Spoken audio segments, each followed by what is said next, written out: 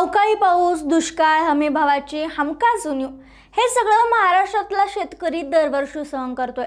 या शेतकऱ्यांसाठी योजना, हमीभाव, मदत आणि प्रश्नावर तोडगा काढण्यासाठी पहिल्यांदा कृषी मंत्रीपद मिळालेले माणिकराव कोकाटे, पण कामापेक्षा ते त्यांच्या वादग्रस्त विधानामुळे जास्त चर्चेत आले आणि आता देखील त्यांच्या रमी खेळतानाच्या वादात सापडलेल्या व्हिडिओ त्यांचाच पत्ता कट करणार की काय असं विचारलं जाते। त्यात गिरीश महाजनांनी दिलेली डोकेदुखी, नेमकं काय झालंय, काय होईल याबद्दलच या व्हिडिओच्या माध्यमातून बोलूयात। त्यासाठी व्हिडिओ शेवटपर्यंत आवर्जून बघा। नमस्कार, मी संजना कट टू कट मध्ये आपलं स्वागत। आता नुकताच गाजलेलं महाराष्ट्रातील पावसाळी अधिवेशन पार पडलं, पण अधिवेशन पार पडल्यानंतर कृषी मंत्री माणिकराव कोकाटे यांचा विधान भवनातील कामकाज सुरू असताना रमी खेळतानाचा व्हिडिओ समोर आला। आमदार रोहित पवारांनी त्यांच्या सोशल मीडियावर तो पोस्ट केला आणि मग हे प्रकरण चर्चेत आलं, थेट लातूरपर्यंतही पोहोचलं। लातूरमध्येही मोठा गोंधळ पाहायला मिळाला। लातूरमध्ये नेमकं काय घडलं, कसा वाद झाला हे सांगणारा एक व्हिडिओ आम्ही तयार केलाय, तो आमच्या चॅनलवर जाऊन नक्की पहा। आता कोकाटे आत्ताच चर्चेत आले तसं नाहीये, तर याआधीही त्यांच्या विधानामुळे ते अनेकदा टीकेचे धनी ठरलेत। अवकाळी पावसामुळे झालेल्या नुकसानीची पाहणी करताना दौऱ्यावर असताना ते म्हणाले होते, ढेकळांचे पंचनामे करायचे का? तर संभाजीनगरमध्ये शेतकऱ्यांशी बोलताना ते म्हणाले, कृषी मंत्री पद म्हणजे ओसाड गावची पाटीलकी आणि मला हे खातं म्हणून दिले। पीक विमा बंद करण्याच्या निर्णयावर बोलताना, हल्ली भिकारी सुद्धा 1 रुपया घेत नाही आणि त्यात आम्ही शेतकऱ्यांना विमा देतोय असं ते म्हणाले होते। यामुळे संपूर्ण राज्यातील शेतकऱ्यांचा अपमान झाल्याची टीकाही झाली।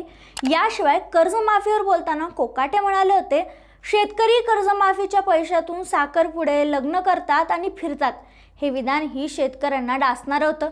आता हे सगळं पुरेसं नव्हतं की काय, म्हणूनच माणिकराव कोकाटे यांचा विधान भवनात मोबाईलवर रमी खेळतानाचा व्हिडिओ व्हायरल झाला। मात्र स्पष्टीकरण देताना कोकाटेंनी 3 वेगवेगळी विधानं केलीत आणि या विधानामुळे ते तर स्वतः गोंधळलेच, मात्र आणखीनच संभ्रम निर्माण झाला।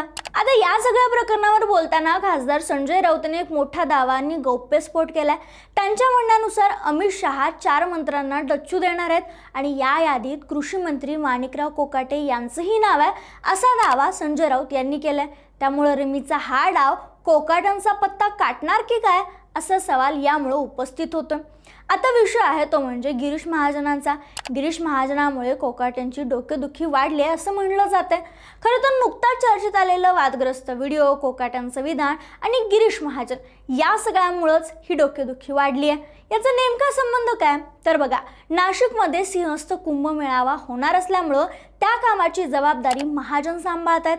आपल्या मर्जीतील अधिकाऱ्यांना नाशिकमध्ये आणण्याची खेळीही त्यांनी केली आहे। सिन्नर नगर परिषदेच्या मुख्याधिकारीपदी अभिजित कदम यांची नियुक्ती गिरीश महाजन यांनीच केली आहे। आता येणाऱ्या काळात नाशिकमध्ये सिंहस्थ कुंभमेळावा होणार आहे। कुंभमेळा म्हणलं की विकास कामांसाठी कोट्यावधींचा निधी नाशिकला मिळणार आहे। ही जबाबदारी आणि त्यातून मिळणारा प्रभाव आपल्याच ताब्यात ठेवण्यासाठी सगळेच मंत्री प्रयत्न करतात। त्यामुळे महाजनांचा हा डाव आणि कोकाटे यांचं चर्चेत आलेलं विधान यामुळे माणिकराव कोकाटे यांची डोकेदुखी जास्तच वाढली।